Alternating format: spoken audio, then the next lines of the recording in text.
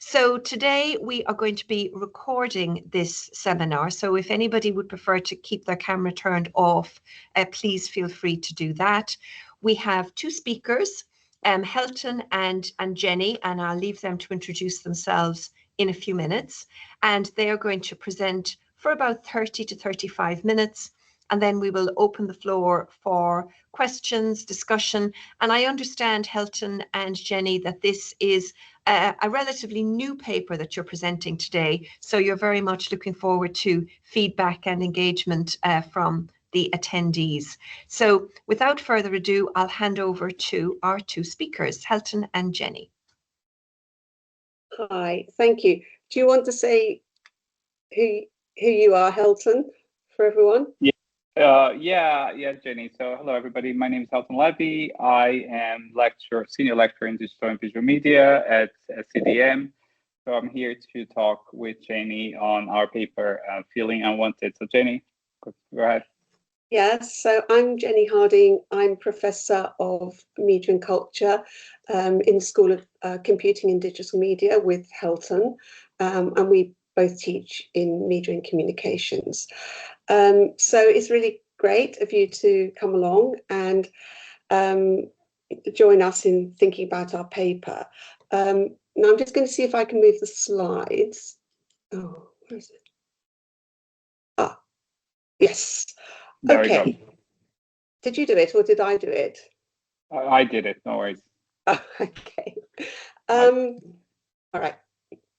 So our presentation focuses on the European Union Settlement Scheme, which we refer to as EUSS, and its aftermath for applicants. We explore how the scheme generated uncertainty, and with this, uncomfortable emotions for applicants, which were articulated and to some extent managed within digital communities. So what we're doing mainly is reflecting on a year-long digital ethnography, which was conducted in 4 Facebook groups, where participants discussed, offered advice, shared information about the EUSS. And we speak quite a bit about digital placemaking in the EUSS Facebook groups that we joined. So the next slide, please. So we consider how the EUSS, a scheme introduced by the previous Conservative-led UK government to provide a legal framework for EU citizens to settle in post-Brexit UK, we consider how that scheme initiated processes which many experienced as deeply unsettling, thanks to the uncertainties they generated. So if we can have the next slide, thank you, Helton. We are just going to. So this framework, which was about settling in the UK, required millions to apply immediately with no assistance for settlement. By the end of 2019, 2.9 million had applied. By September 2023, 7.9 million applications had been received by the Home Office. And from those, 5.7 million were granted settled or pre-settled status. The implementation of this scheme resulted in a very bureaucratic journey for applicants and a lot of and much chaos as people rush to apply in their millions. So this presentation is based on, reflects a paper we've written with this title, which has been accepted for publication in Sociological Research Online. So the next slide, please, Helton.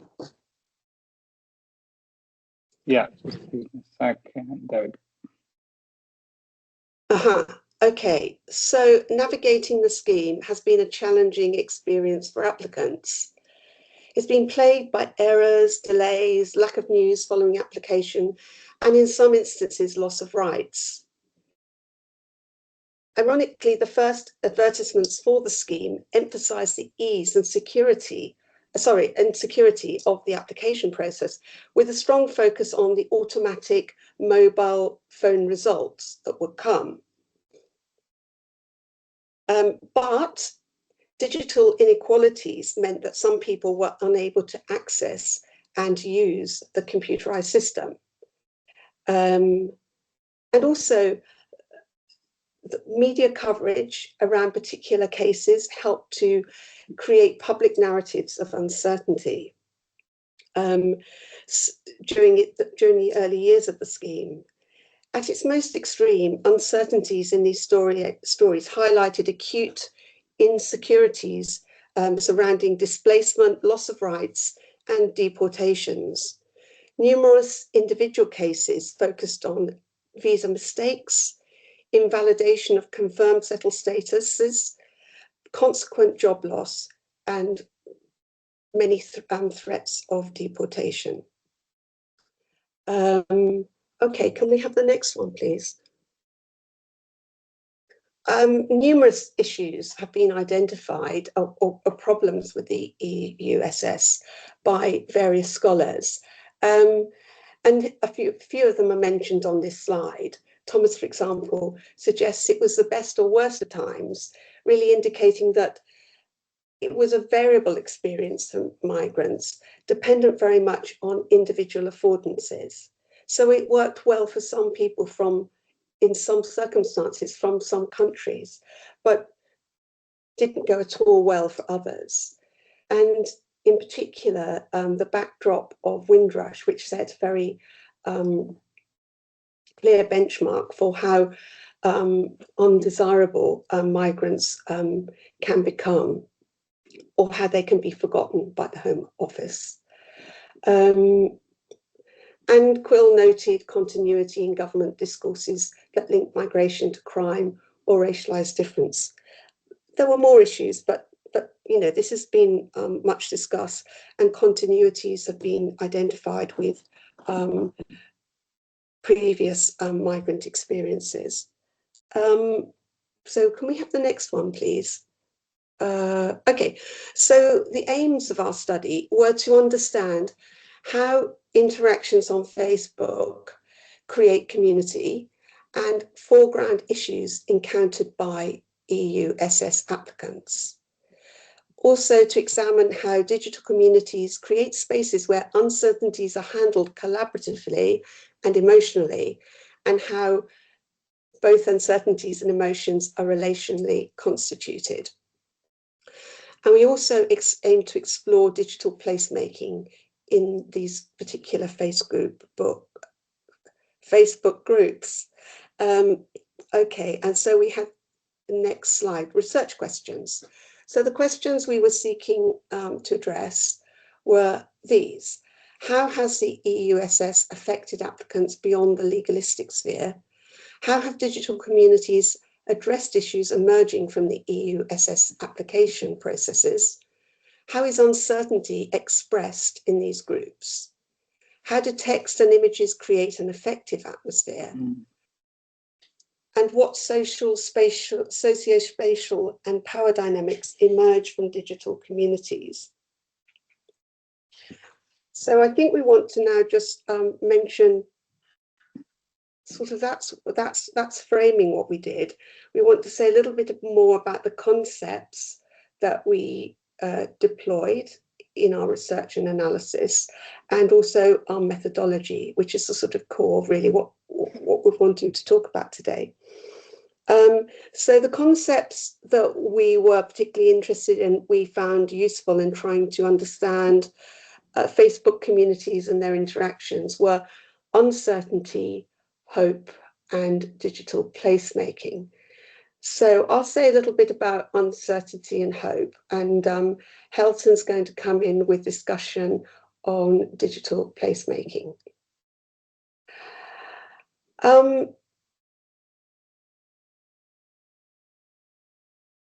So for individuals caught up in the EUSS application process, navigating its numerous changing bureaucratic requirements and the lack of news that follows applications along with media documentation of worst case scenarios, contributed to and fueled a sense of uncertainty.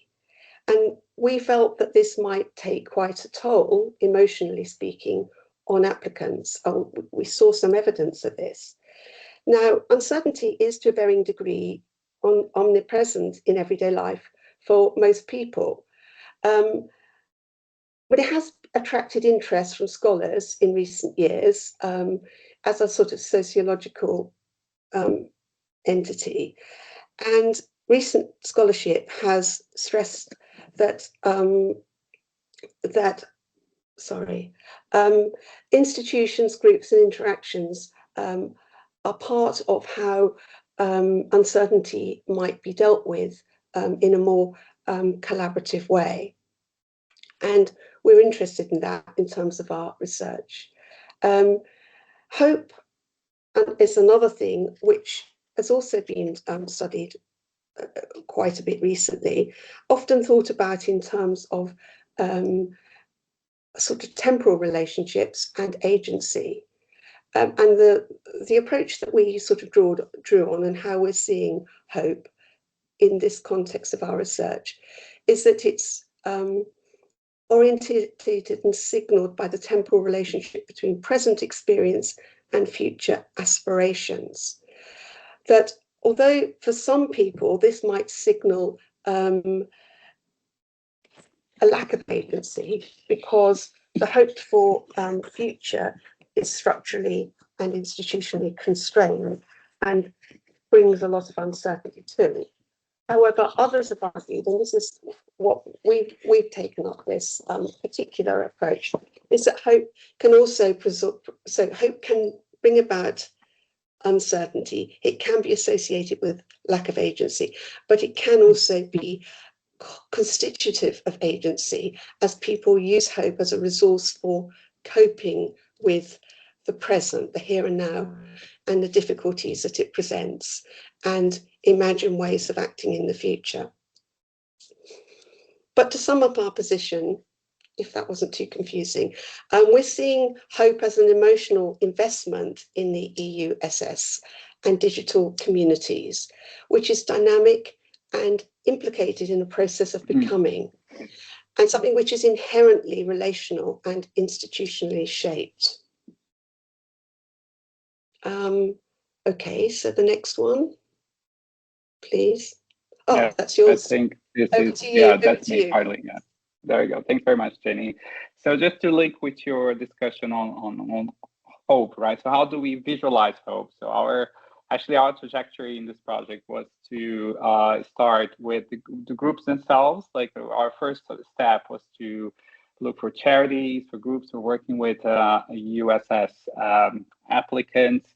But we were realizing, even based on my own experience as a former applicant, that much of the project, much of this scheme is lived digitally today. Even the government, its own position in bringing an app on a mobile phone that will just simply scan your face and have your salary status today. So that was literally what the government said at the time. So we start actually coming back to our digital media background to say, look, wait a minute, but before we go to the people, and this is something that we shall see later, that's the next step of our project, was actually to come back and see what kind of spaces they are building before the EUSS is completed. Because as Jenny said, there's a lot of bureaucracy. The process can be long, extenuating. We see several people complaining about mistakes, and sometimes they see themselves no status, no settle, no pre-settle. So all those things are, for us, digital placemaking. Like it's a way of making space, creating space before the full space, which is migration, which is your final legal status to be accomplished. So the first time I heard about this was a few years ago. I published another paper on digital placemaking with the Venezuelan community in Brazil. And even I crafted a notion at the time called digital settlements, because they settle in the new place much before even the migration started. Even if sometimes they are in the host country, their own country in Venezuela, and already visualizing a life in other country in Argentina or in Brazil. So here in this case, we are drawing on three main sources to build this framework on digital placemaking. First of all, there's a lot about digital placemaking published today. We have several cases, including those of refugees who start to either by the means of looking for a new place, building up digital communities, communicating with those who are already gone, who are already settled in the destination. So they start to create stuff online or create projects, communities, as I said, forums. They start to exercise this kind of movement, right of movement through digital sources. And secondly, also to see digital placemaking, which is a growing part of this scholarship on how digital placemaking can replace some sort of ethics of care. So you care for the other, you create a community that you can answer questions, you look around, you see people, you can see the new location. Sometimes you cannot travel because you don't have a visa, but you still visualize parks, beautiful locations. So you care about what the other is seeing and what the other is experiencing.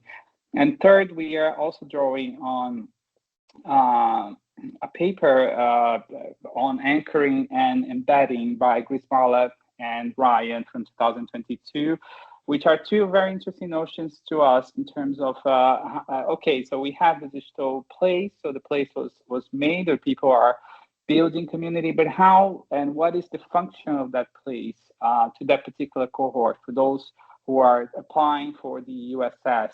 In this case, anchoring and embedding are functions of how they get embedded in a new place. They slowly learn the language, for instance, the verbiage, the legalistic environment, as we were discussing before. Who should they talk to? The home office, the website, the app. So all those cues for the process itself are a process of anchoring, or giving them a little bit more of a sustainable source of information for the movement that will come.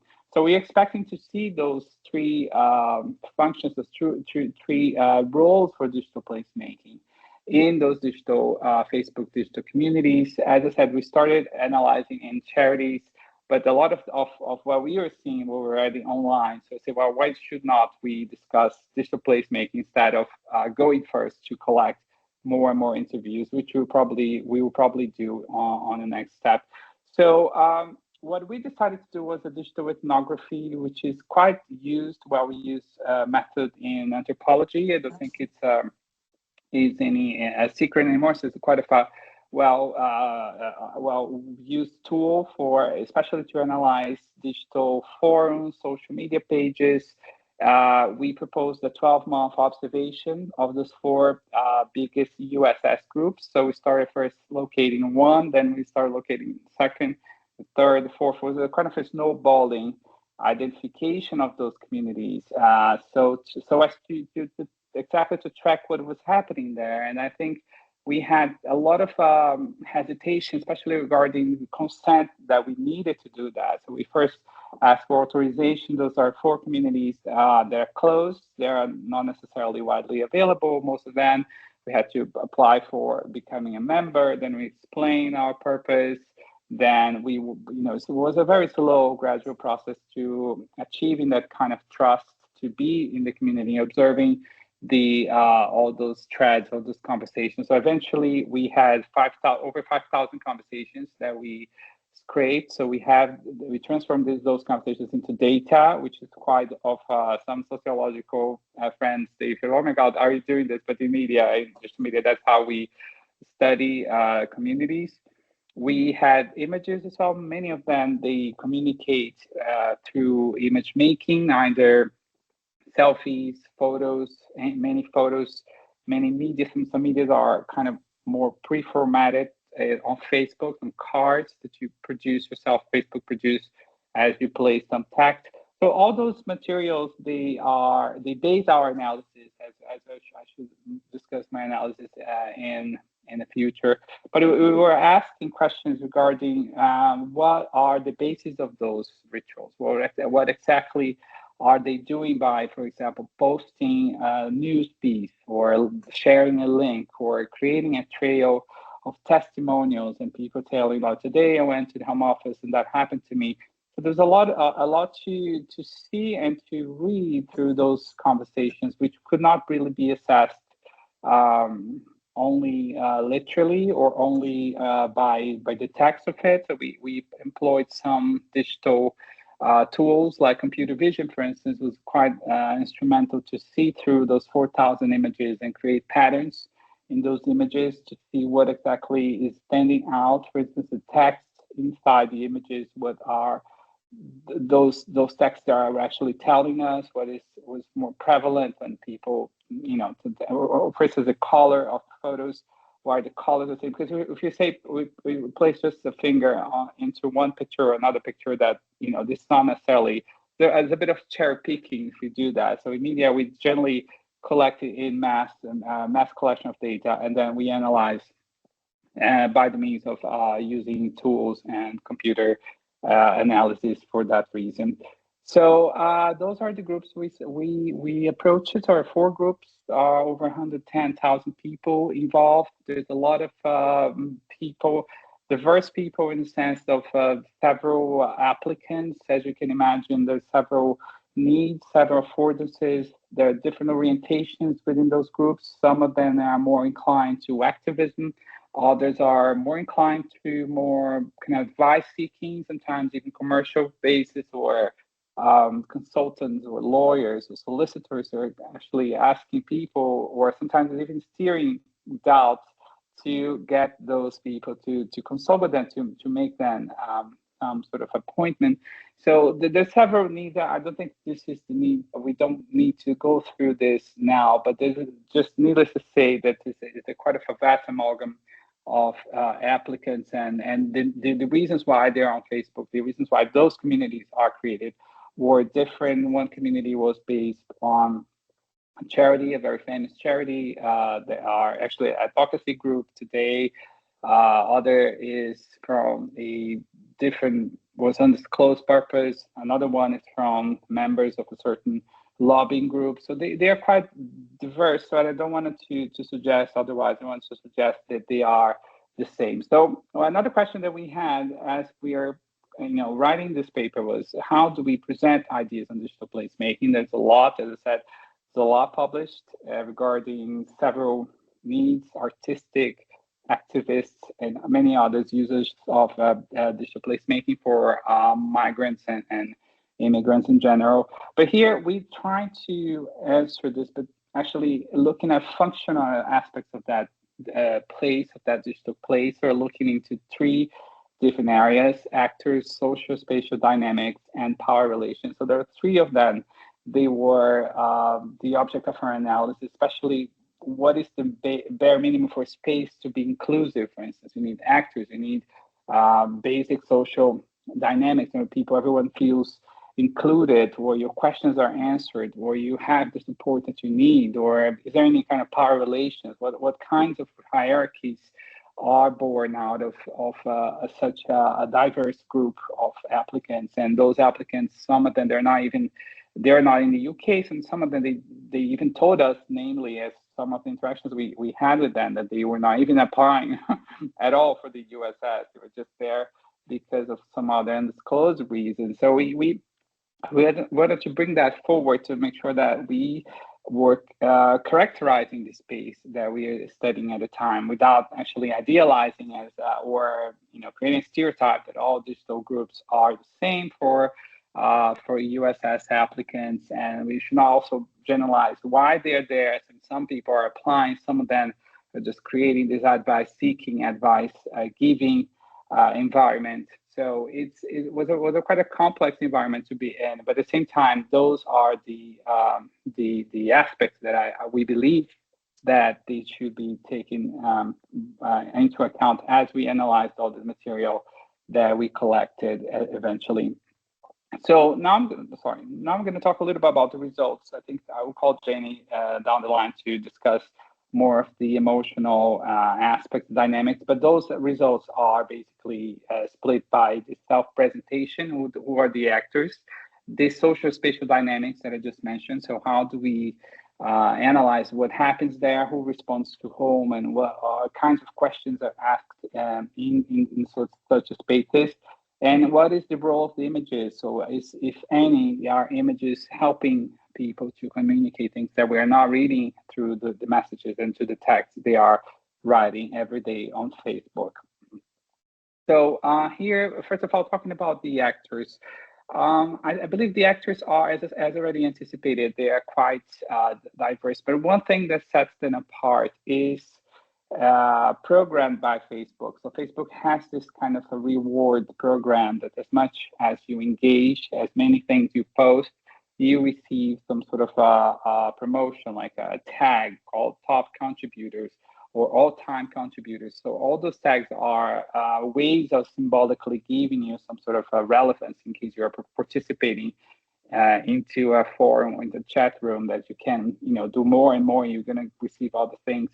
So the top, we focus on the top contributors because they were mostly the top active users, but they were also giving advice in a much more confident manner. There are some people are there every day. Some people are there all the time, just giving all kinds of advice. But as I said, they were not necessarily experts. Some of them, they said they were experts. Some of them, they were not. Some of them, they're in the UK, they're not. Others are not. You can see here this word cloud, how they are used to self-represent. So what kinds of descriptions they give about themselves. So words like works, college, school. As I said, a great deal of advice seeking, advice givers, and advice here, again, problematizing a little bit the word advice. It's not necessarily legal advice or sometimes even a sensible information. Sometimes it was just kind of an opinion or some kind of off-topic comment that you say. Anything can become quickly an advice for them. So those profiles, they emphasize these credentials, all kinds of credentials, especially credentials for profit, personal, saying, oh, look at me, I'm here in Dubai, I'm living the good life, but I can help you with the EUSS too. So some things are quite unrelated, or some quite difficult to analyze. There was no really direct relationship with the EUSS. But one pattern is for sure correct, is the occupational pattern of those identities. So some of them, they were all the time mentioning their schools, where they are working, the college, if they were studying. Some of them were former students or were supposed to be students here in the UK, and they were using the name of the university or the school to create this sense of validation, of self-assurance that you can trust me because I studied there. And some locations were imaginary, some locations that didn't exist.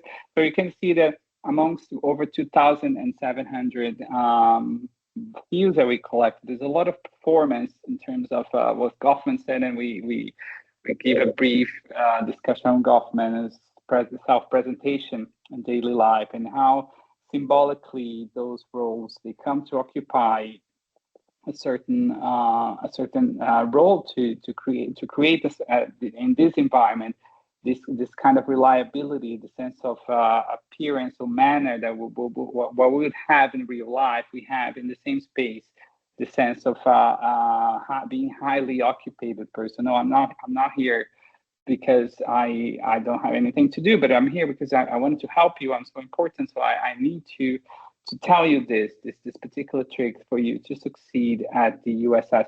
So the kinds of pieces of discourses that when we get it together, that really makes more sense to analyze who is actually involved in that particular environment. So I'll talk about social spatial dynamics, and then I will hand over to Jenny again. And how those actors, they behave, and that starts becoming more interesting because there's a lot of seeking advice, as I said, this question answering, and this is absolutely expected and expectable in such a group, in a Facebook group for migration. But the thing I wanted to highlight is actually the recurrence of the same terms all the time: settle, or status, or citizenship, or application. So those words should not really be taken at face value. I think they are applied in a myriad of ways, especially regarding the one that wants to celebrate because I had my status confirmed, or the other one wants to celebrate because they have a passport. They started as a pre-settle, and now look at me, I'm with a passport now. There's a lot of urgency, fear of mistakes. There's a very interesting dynamics we observed as we went along the time. There's people that are always in there, so whatever question is made, they answer right away, like in 2 minutes, it's answered with highly degree of confidence, with sometimes even some certain arrogance. But how dare you not to know this? How dare you not to? You don't have that document. How dare you to try to apply for the EUSS? Almost like behaving almost like government officials themselves. For that matter, as far as others are more popping into that particular environment, they just come up out of nowhere and throw something ironic, sometimes some sort of abuse against people and all kinds of things. So there's this kind of in and out dynamics or pop into the environment. It's quite interesting to observe. And we discussed this more at length in the article. So Jenny, I think this is now for you, to the emotional dynamics of those social interactions. Yes, so we picked out one to sort of look at in a little bit more detail. I mean, these were the sorts of posts we were examining and particular exchanges. Can everyone read that? It looks all right to me. If you can read that, there's somebody who's asking for advice, giving some information about their situation, and particularly want to know about bringing a partner to the UK. And what we're sort of interested in here is the exchange. We're interested in the kind of and the emotional dynamics of this exchange. So here we see somebody who's seeking advice and help and reassurance, actually anticipating help, and also articulating a hoped for future outcome, but also a bit anxious about whether it can be realized. And what they receive is a strong rebuke, which they experience as aggressive. And it contradicts their anticipation of a helpful environment or some kind of solidarity amongst like-minded people. So it's quite a strong rebuke, and it sort of triggers a sense of discomfort at the perceived aggression, and exaggerates uncertainty for the inquirer, the person seeking help, because their hopes for the future and for solidarity are so casually dashed. And it's that kind of way in which we can see what the investments in the space might be, the emotional investments, and also how uncertainty and hope and doubt oscillate, but are relationally constituted. And I'm sorry, I hadn't quite finished with that one. Oh, I don't sorry. need to. Oh no, I don't need to. I was just going to say, mention this quotation that you've included on the slide here about uncertainty, as these authors say, springs from imperfect knowledge about current conditions and the unpredictability of the future. So yeah, that's sort of helpful to us in thinking about these exchanges, and also what people are grappling about and how they're imagining this space that they've entered, but how it's turbulent as well. Okay, next one. Yeah, just to add something, if I may, Jenny, also because here the author says about between risk and uncertainty, and there's a lot of coverage today regarding risk of migrants. So migrants are under risk, or people arrive in boats and things like that. And I think what actually the authors add to us here is that sometimes the uncertainty of the process is more dangerous for the people who migrate than the risk they face their own in the trajectory towards the new place. So I think that's pretty much what this exchange here shows as well. But how sometimes the feeling that goes with asking questions and document questions meets that such a rebuke but that rebuke only happens because of the uncertainty provided by the government in that sense. So that's it. My question. Go ahead. Okay, so here we've got another example in which somebody sort of presents their situation, their case. They're querying a decision. They're wanting to know whether the decision that they received from the Home Office is correct or incorrect. And then various responders weigh in with their response and reflect on a potential Home Office error.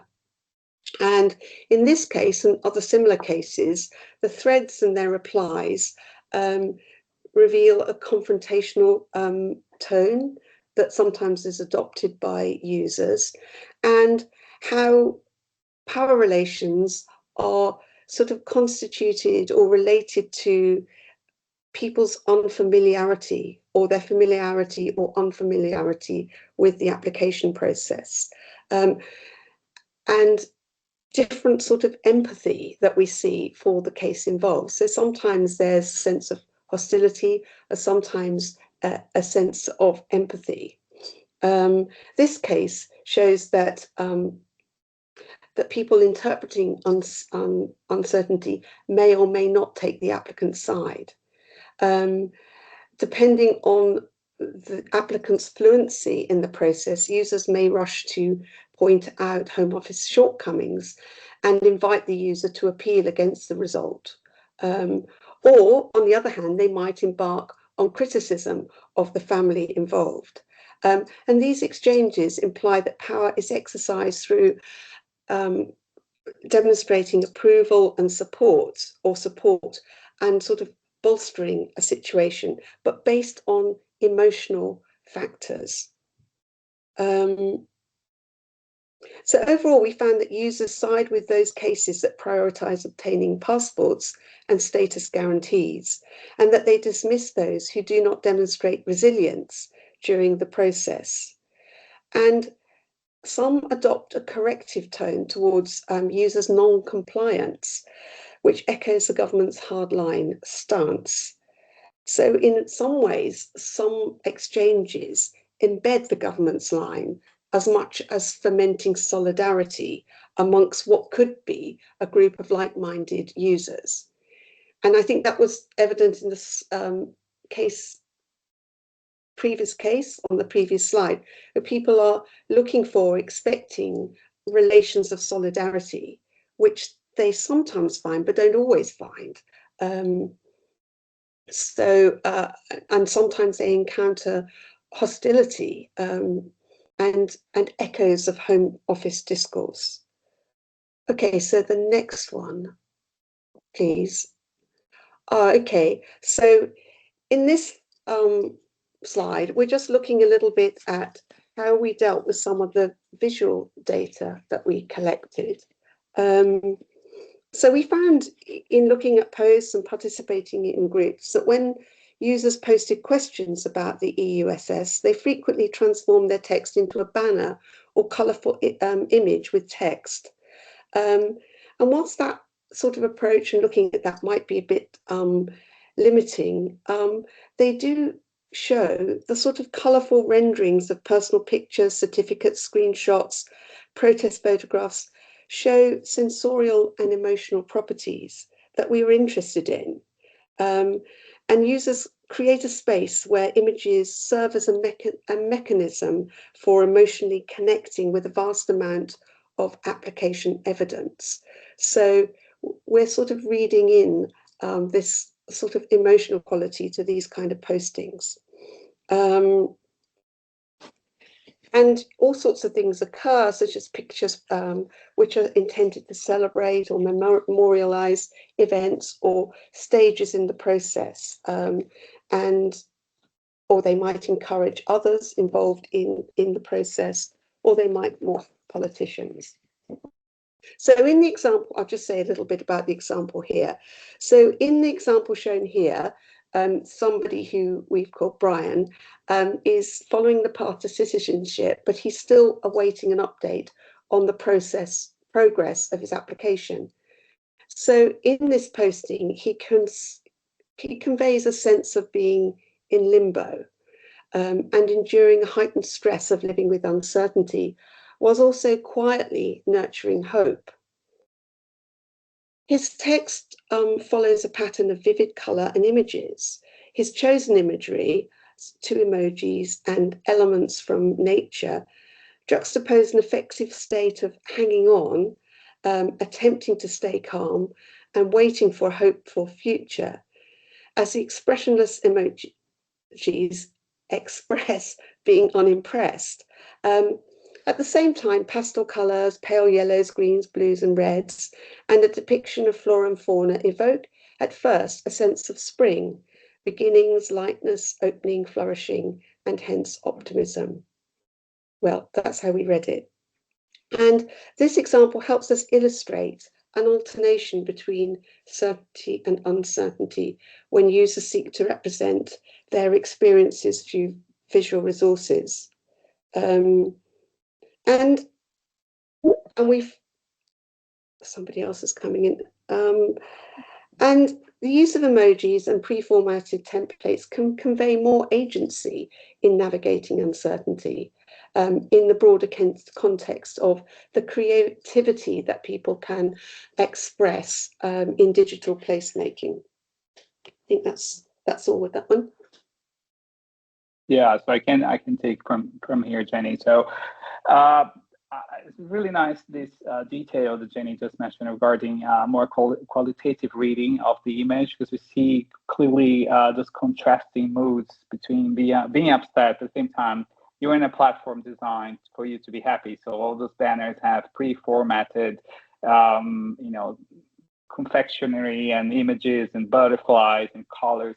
So that creates this sense of this ambivalence, almost this kind of contrast between what you're feeling versus the place you are, which is the particular Facebook group. So here, when you look at the images in a bulk, like when you scraped all the images that we're using, there's some of them over 4,000 images. So they do display some patterns, and we try to interpret those patterns based on the histogram. So this is a histogram of all the pictures. So this is the frequency of the colors of each picture as we map through the system. And at the same time, we try to read via computer vision all the signs, all the text included in each picture. So we wanted to see how text also exists through those collections of pictures. As Jenny mentioned, we're talking about personal selfies, activist images, protest banners. We're talking about home office applications with screenshots. There's a huge importance of the screenshot. Actually, there's an emerging trend in scholarship today studying the role of screenshots today to convey emotions, to convey any kinds of feelings, to actually dialogue through screenshots. And here, in this particular histogram, you can see the prevalence of greens and different types of greens, blues, whites. So as far as we could identify, those patterns the greens are more towards some passports, some covers of passports, especially passports from Islamic countries. We have the white, this kind of grayish white, it should be white, but the computer generates as this strange gray, are the screenshots. You can see this throughout the sample. There's always screenshots shared, like those screenshots of templates, of systems, applications, paper, all throughout the sample. And this high peak in blue, which means probably the EU flag colors, the Home Office website. There's a lot of a website from the Home Office has some details of blue. And of course, the British passports in general, who also had this particular blue photo. So when we see the text, we see bargaining, as there was a huge call at this time of our research for protesting, especially using this kind of verbiage, bargaining. They are not bargaining cheap, or they have here a right to stay. Those are basically hashtags used throughout the photos we saw, and those are more likely to post photos that are more likely as well to be activists to be outside, to be shouting for their rights. So that's something that is quite, for us, at least for this sample, was quite correlational aspects in the visual material. But as I said, it's really hard to pinpoint just one thing in the visual material, because there's so many photos and posted in several directions, several intentions. But those are potential avenues that we could identify and could discuss if you want to take the visual sample more seriously. There's several other case studies, how users reacted to stories. So this is a case we use in the paper, so about a BBC story related to the EUSS. There's a lot of reaction on top of those stories. Some stories seen as in a more positive light, others saying, no, look at this person is putting us to shame, we can do better than this, they are wrong, taking the side of the government in case of deportation. There are users here. This user, for example, I think he takes a timeline to tell the story of how his submission process happened. Again, coming back to that emotional tension that we are discussing, using emojis, using several techniques and tactics to convey the sense of being feeling trapped or feeling in the system at the time. Okay, so I think we are approaching the end of the presentation. This is the two final slides, and Jenny, feel free to complement with any information you might find. So those are our critical findings. I think it remains the research, even though it's a paper, this will be very, very soon published, but it remains open to future developments, to future follow-ups.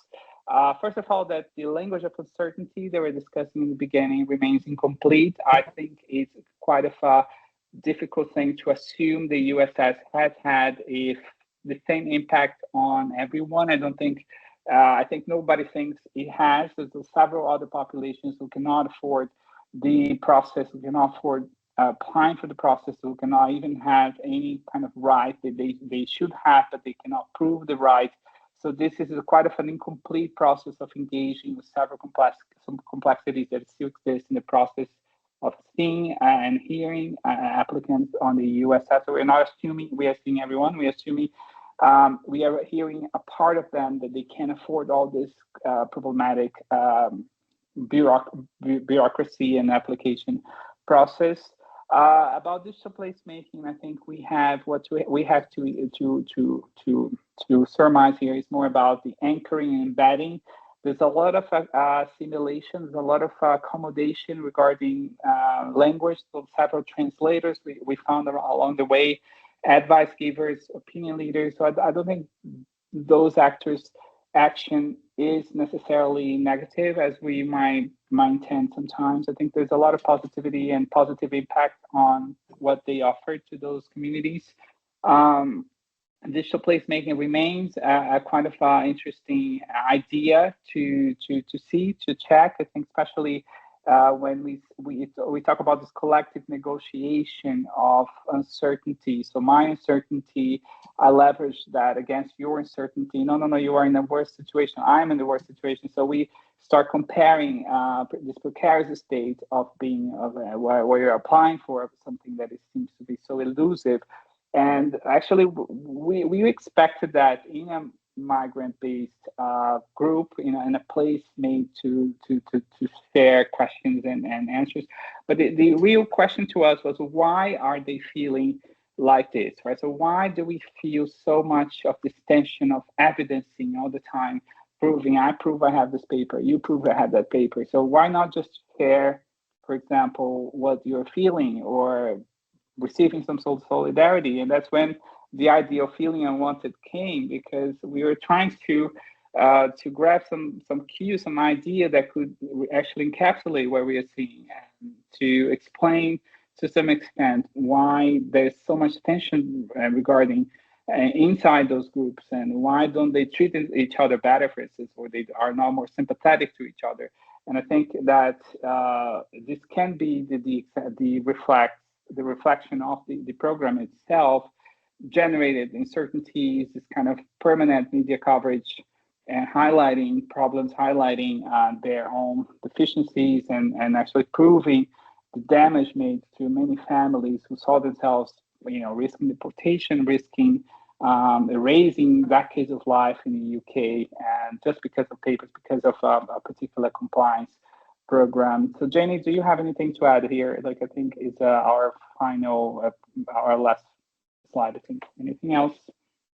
No. I think we should go to questions now. Yeah, I have our final slide actually to talk about the next step. So after we finish this project, we are moving on. So we made up a website for this project. Was an idea to continue investigating the complexities and subjectivities of migrants online, so especially regarding transnational migration. So there's a website that we open in search of funds. So we're applying for funds right now, trying to engage with other realities. We have a second project which is me. Only I'm studying right now mimetic language memes used for decolonial purposes, and how migrants, they use memes to convey what they're feeling right now. So it's something else that's happening in this project. But if you want to join us, if you're interested to find out more, let us know. I'm happy to answer you, Jenny, as well, I suppose, Jenny, and we can have another chat regarding this project. But that's it. Sorry, it took a little longer than it should be, but that's the end of our presentation. Thank you so much for listening to us, and we're open for questions.